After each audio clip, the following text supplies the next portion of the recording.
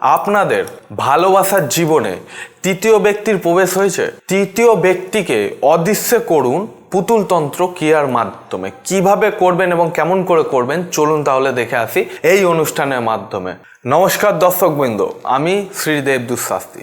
দেখুন, আমরা প্রথমত জানি যে ভালোবাসার মাঝখানে তৃতীয় ব্যক্তি প্রবেশ করলে কতটা কষ্ট হয় এবং কতটা আমাদের কাঠখুড়ো পোড়াতে হয়, ঠিক আছে? তার জন্য কিন্তু আমাদের জীবনে অনেকটা সময় নষ্ট হয় এবং অনেকটা কাজেও বাধা আসে। ডিপ্রেশন এবং সন্দেহ এইগুলো কিন্তু জীবনটাকে পুরোপুরিভাবে নষ্ট করে দেয় তৃতীয় ব্যক্তি প্রবেশ করলে। দেখুন, তৃতীয় ব্যক্তি প্রবেশ বলতে আপনার বন্ধুর সঙ্গে ভালো একটা সম্পর্ক রয়েছে, তার মধ্যে তৃতীয় কোনো বন্ধু এসে সেই সম্পর্কটিকে নষ্ট করে দিল, যার জন্য কিন্তু তৃতীয় ব্যক্তির প্রবেশে আপনাদের জীবনে কিন্তু অনেকটাই সমস্যা তৈরি হলো।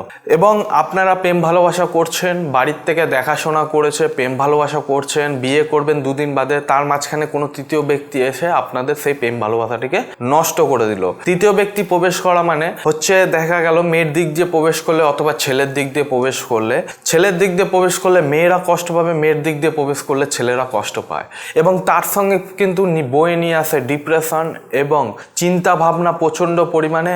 তার থেকেও বড় বয়ে নিয়ে আসে সন্দেহ, যে তারা কি করছে, কোথায় আছে, কি করছে। এখন সেই সন্দেহের বসে তার বাড়িতে খাওয়া দাওয়া বন্ধ করে দিয়ে শরীর কিন্তু অসুস্থ হয়ে পড়ে তৃতীয় ব্যক্তির প্রবেশে। এবং তৃতীয় ব্যক্তি প্রবেশ করলে অনেক জায়গাতে অনেক কিছু সমস্যা হয়। দেখা গেল বস এবং আপনার সঙ্গে একটা ভালো গুডমিল আছে, কোনো তৃতীয় লোক আপনার বসের মাঝখানে এসে সেই গুডমিলটাকে ভেঙে দিল, তার জন্য কিন্তু আপনার চাকরিটা চলে গেল। দেখুন, তৃতীয় ব্যক্তির প্রবেশ মানে গুপ্ত শত্রু হিসেবেও ধরা হয়, অনেক সময় কিন্তু সেটিকে ভালোবাসা মানুষ হিসেবে ধরা যায়। এবং জীবনে চলতি পথে তৃতীয় ব্যক্তির কোনোদিন পরামর্শ নেবেন না, তৃতীয় ব্যক্তির পরামর্শে জীবনে চলবেন না। চলুন তাহলে বেশি দেরি না করে তৃতীয় ব্যক্তিকে কিভাবে সরাতে হবে এবং তৃতীয় ব্যক্তিকে কিভাবে নিজের জীবন থেকে সরিয়ে একটা হাসির মুখ উজ্জ্বল করে হাসতে হবে, সেই জায়গাটার রহস্য আমি আপনাকে বলে দিচ্ছি, ভালো করে মনোযোগ দিয়ে শুনে নেন। দেখুন, এইটি করতে গেলে প্রথমে আপনাকে নিতে হবে একটু আটা, তার সঙ্গে একটু লঙ্কার গুঁড়ো, প্লাস হচ্ছে একটু হলুদ গুঁড়ো।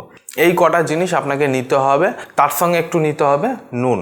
এই কটা জিনিসকে নিয়ে আপনাকে কি করতে হবে, প্রথমে একটি আটা 250 গ্রাম যাতে আটা হয়, সেই 250 গ্রামের আটায় জল দিয়ে 100 গ্রাম শুকনো লঙ্কার গুঁড়ো নেবেন। নেওয়ার পর তার উপর 50 গ্রাম হলুদ নেবেন।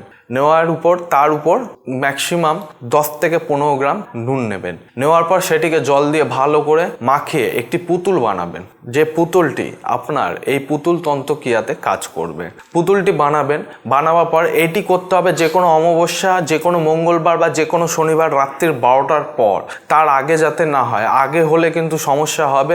পুতুলতন্ত্র ক্রিয়া করবার পর যদি পুতুলতন্ত্র ক্রিয়াটি সেটি সঠিক উপায় চালনা না হয়, তাহলে কিন্তু আপনার বাড়ি এবং আপনার ফ্যামিলি কিন্তু ক্ষতি করতে পারে।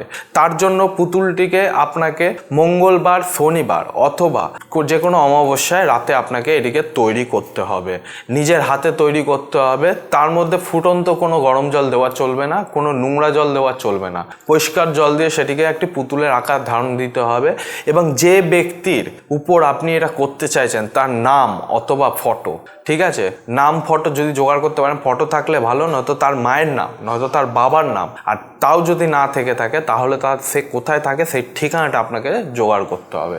সেটিকে করে আপনাকে একত্রিত একটি, যদি আপনি নাম ঠিকানা জোগাড় করেন বা মায়ের নাম জোগাড় করেন, তাহলে একটি সাদা কাগজের উপর লাল কালি পেন দিয়ে আপনাকে লিখতে হবে যে এর নাম অমুক, তার ঠিকানা এই, অথবা তার মায়ের নাম এই, আমি তারকে আমার জীবনে আমার বন্ধু বা আমি আর আমার গার্লফ্রেন্ড বা আমি আর আমার বসের মাঝখান দিয়ে আমি সরিয়ে দিতে চাই, আর যে কারণে সরাতে চাই সেটি যাতে ভগবান কাজ করে বা সেটি যাতে আমাকে অনুপ্রেরণা দেন বলে এইটুখানি লিখতে হবে। যদি নাম থাকে, ফটো থাকে, ফটোটা একটু বড় আকারে বার করবে, ফটোটা বার করে সেটির ভেতরে লিখে, ঠিক আছে, সেই পুতুলটির ভেতর আপনাকে দিয়ে দিতে হবে।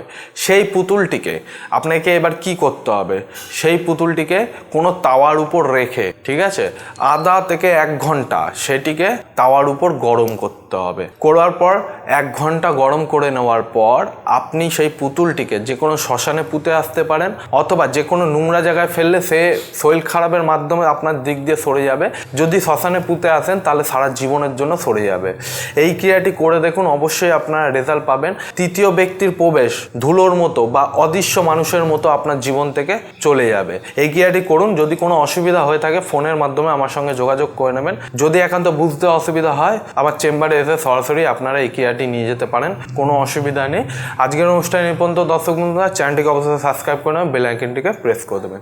জয় শ্রী মহাকাল।